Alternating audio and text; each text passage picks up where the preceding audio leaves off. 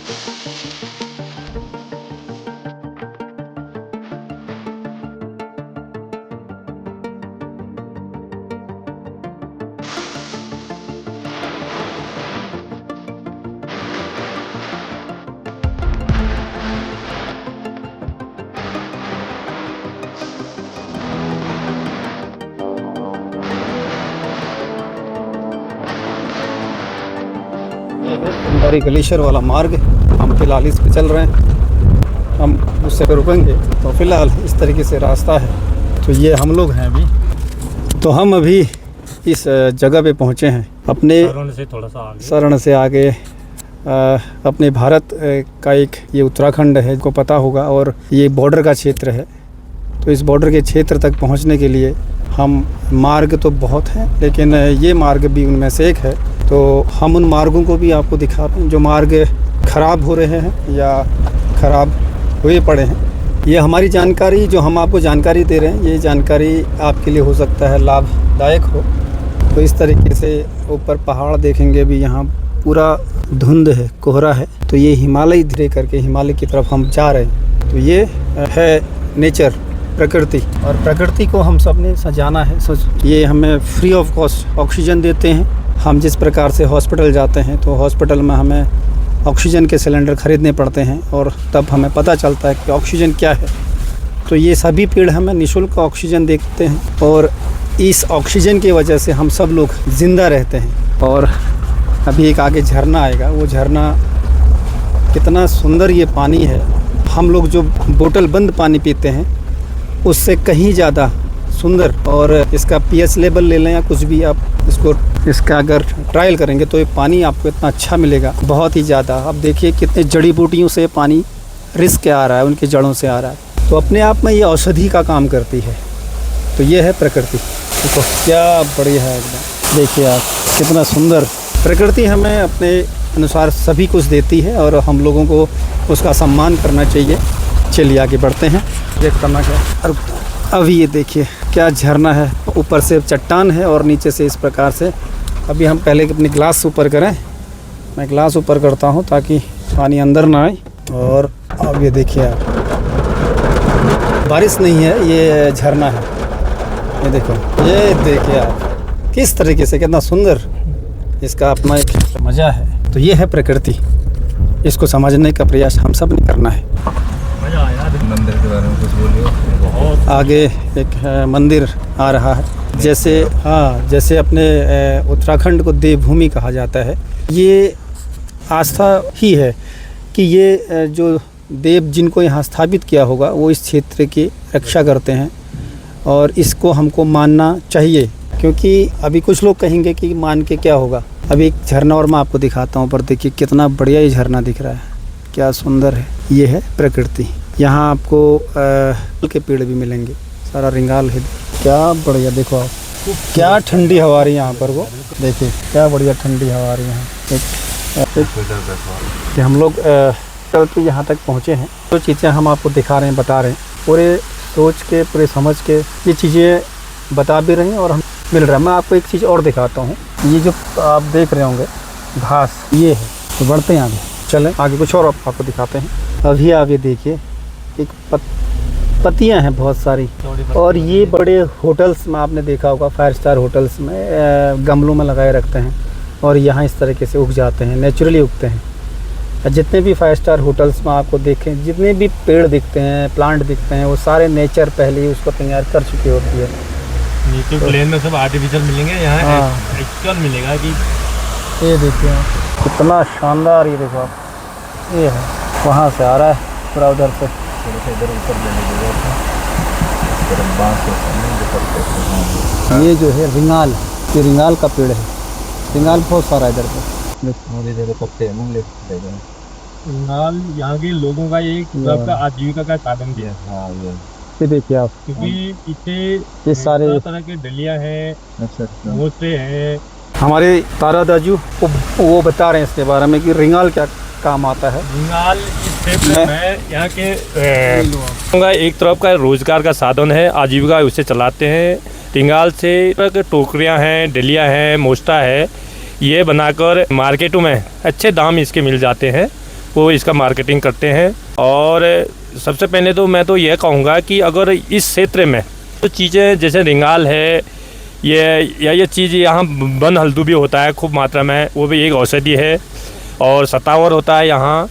तो इस चीज़ का अगर यहाँ जिला स्तर पर और एक अगर विपणन केंद्र इसका बन जाए तो यहाँ के लोगों का ये है रोजगार का एक मुख्य साधन हो सकता है। आने वाली पीढ़ी इससे लाभ।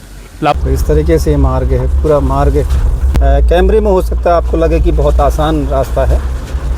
अगर आप अकेले आते हैं तो हो सकता है कोई दिक्कत का सामना करना पड़े। कभी भी आप इस रोड पे आएँ तो अपने साथ में 2-4 लोग आएँ, जिससे आसानी से आप इसको देख सकते हैं, घूम सकते हैं।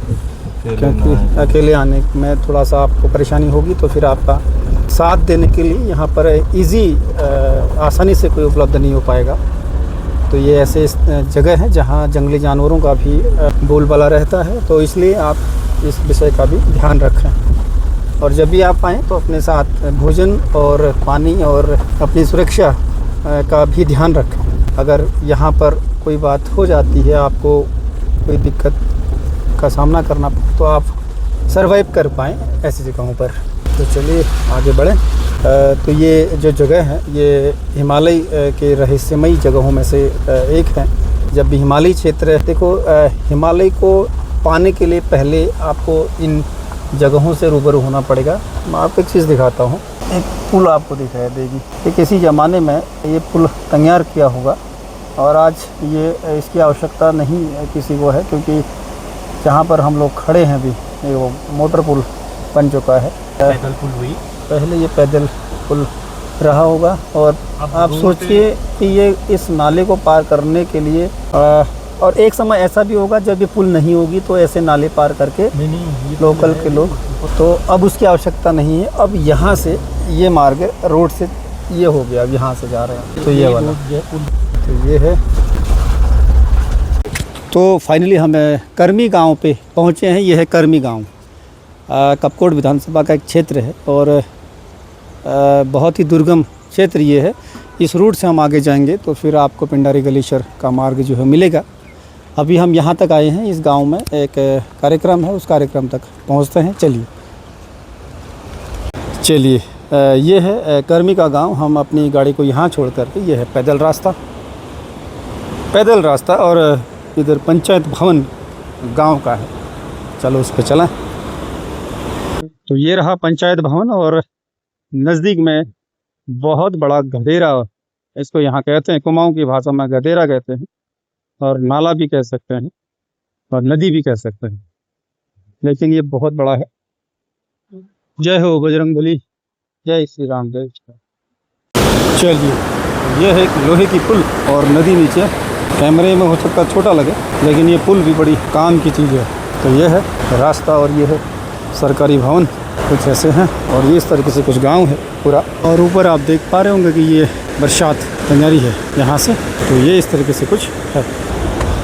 तो ये है अपने दुर्गम क्षेत्र और गांव। चलिए, तो ये है कर्मी गांव और इस तरीके से बादल ऊंचे पहाड़ों में छा गए हैं एक तरीके से। तो यहाँ भी देखिए आप। चलिए ये है गांव का धारा। तो दुरुस्त क्षेत्रों में ये बसे गांव हैं, मतलब यहाँ से बाई एयर 2 किलोमीटर के बाद हिमालय जाता है। क्या नाम है आपका? मोहिनी देवी। अच्छा, ये घर आपका है? अच्छा, यहाँ ये घर नया है या फिर पहले कहीं और था? नहीं, ये तो मेरा ये घर है। अच्छा, आपका उधर है, ये किसी और का है। अच्छा, गाय भैंस भी पाली है? हाँ, गाय है, भैंस है। अच्छा, चलो बढ़िया। इस पहाड़ का नाम क्या है? ये कुछ नाम रखा है इस पहाड़ का? कुछ कहते हैं पाता। पाता, लोकल भाषा पाता। हाँ, पाता ना, ठीक है। घास काटने वाला ये नाम क्या है? अच्छा, चलो कोई बात नहीं, करो आप करो काम है। असल में कुछ पहाड़ होते हैं जहाँ चौड़े पत्तेदार पेड़ होते हैं, तो उसको अपनी कुमाऊं की भाषा में पातो कहा जाता है, पातो। तो ये मैं पूछ रहा था कि क्या नाम है, तो पातो नाम ने कहा। तो आप आजकल बरसात के दिन है, तो बरसात के दिनों में हर नालों में पानी रहता है। तो लोग उधर को गए हैं, तो हमारे कुछ परिचित हैं, तो हम चला इधर को। तो कार्यक्रम होने के बाद हम आए यहाँ।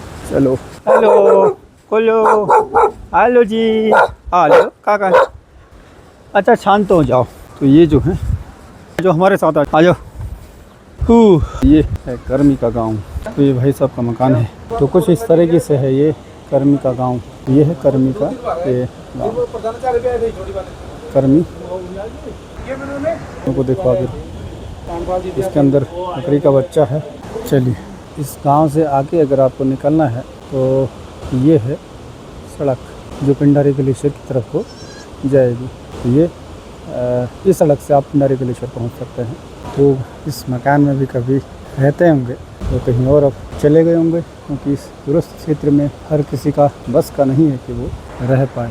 थोड़ी देर में हमें यहाँ से निकलना होगा, क्योंकि बारिश बहुत तेज़ हो सकती है इस क्षेत्र में।